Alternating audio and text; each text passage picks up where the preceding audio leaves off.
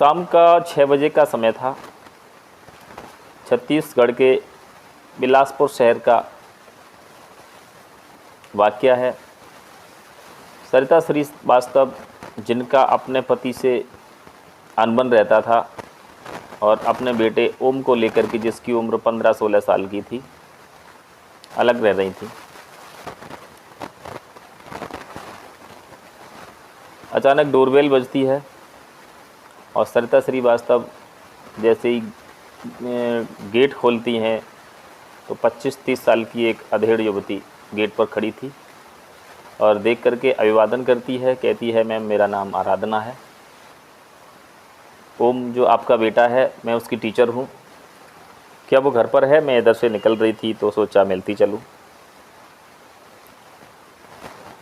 नमस्कार दोस्तों, मैं हूँ इदल यादव और आप देख रहे हैं सच का सफ़र। पुनः हाजिर हूँ एक नई वीडियो के साथ, जिसका शीर्षक है नापाक रिश्ता,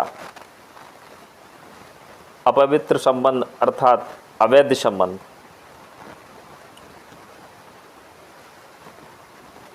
तो जो युवती डोरबेल बजाती है उसका नाम आराधना है और सरिता जी जैसे अपने बेटे ओम को आवाज़ देती हैं। ओम आता है, बेटा देखो तुम्हारे स्कूल की टीचर आई हुई हैं और इन्हें अंदर ले जाओ, चाय नाश्ता करवाओ और मैं मंदिर जा रही हूँ, मंदिर जाने के लिए लेट हो रही हूँ। ऐसा कह कर के ओम की माता जी सरिता जी पूजा की थाली लेकर के मंदिर चली जाती हैं और ओम अपने स्कूल की टीचर को देख कर के थोड़ा चेहरे पर मुस्कुरान लाता है और उन्हें अंदर ले जा कर के बैठालता है। इसके बाद में सरिता जी 1-1.5-2 घंटा बाद जब लौट करके मंदिर से आती हैं तो घर का दरवाज़ा खुला हुआ था। एकदम से ओम की लापरवाही पर थोड़ी सी खींच दी थी और अंदर जा कर के देखा तो वो रूम का मंजर उन देख करके उनके पैरों से नीचे ज़मीन खिसक गई। ओम पंखे से फांसी के फंदे पर लटका हुआ है। सरिता जी ने एकदम से चीख पुकार के मोहल्ला पड़ोस वालों को बुलाया और उसको फांसी के फंदे से उतारा, हॉस्पिटल ले जाया गया। डॉक्टरों ने उसे मृत घोषित कर दिया। पुलिस ने आकर के वो रूम सीज कर दिया और सुबह जैसे ही उस रूम की पुनः तहकीकात शुरू हुई तो ओम का मोबाइल फ़ोन वहाँ पर एक जगह ऐसे सेट हुआ रखा था जिसमें सुसाइड का पूरा वीडियो कैप्चर किया गया था। कैमरा ऑन था और उसमें जब पुलिस अधिकारियों ने जांच की, कुछ फंक्शन ऐसे थे जिन पर लॉक लगा हुआ था। साइबर सेल की मदद से फ़ोन को अनलॉक किया जाता है। तब समझ में आता है कि आराधना जो 25-30 साल की युवती थी, उसने ओम को बहुत बुरी तरह से अपने फंदे में फंसा लिया था। आए दिन उसका शारीरिक शोषण करना, स्कूल में उसके साथ ऐसी हरकतें करना, ये उसकी फितरत बन गई। और धीरे धीरे जैसे ओम जब उसके पूरी तरह से चंगुल में फंस गया, इसी बीच आराधना की उसी स्कूल के एक दूसरे टीचर से प्रेम प्रसंग लीला शुरू हो जाती है। और जब ओम को इस चीज़ का पता चलता है दोस्तों, तो ओम को बहुत गुस्सा आता है और जैसे जब आराधना से इस मामले में बात की तो आराधना कहती है, ये मेरी मर्ज़ी है, मैं क्या करूँगी क्या नहीं करूँगी।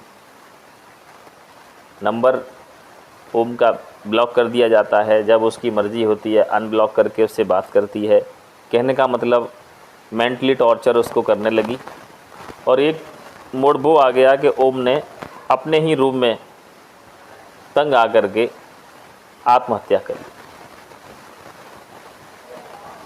जब इस बात का पता यानी इस बात का पुलिस के माध्यम से पूरी तरह से खुलासा होता है तो आराधना को अरेस्ट किया जाता है। उसके खिलाफ़ 302 में मुकदमा कायम होता है।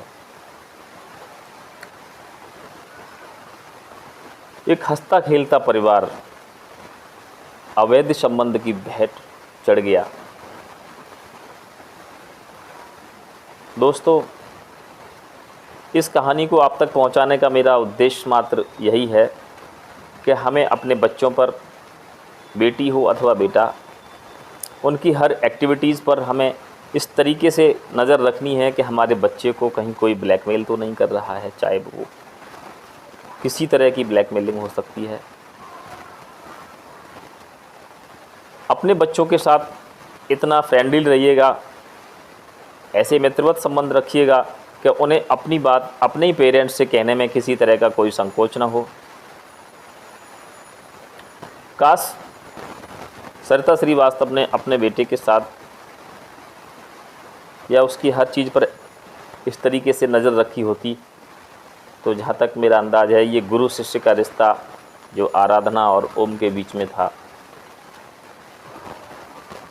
इस मोड़ पर जाकर के नहीं टूटता कि ओम को अपने ही जान गंवा देना पड़ता। तो दोस्तों, पुनः मिलता हूँ आपसे एक नई वीडियो के साथ। तब तक मेरे YouTube चैनल सच का सफ़र को लाइक करें, सब्सक्राइब करें। कहानी अच्छी है तो कमेंट बॉक्स में मुझे अपनी राय दें। मिलता हूँ एक नई वीडियो के साथ। तब तक जय श्री कृष्णा, जय श्री राधे।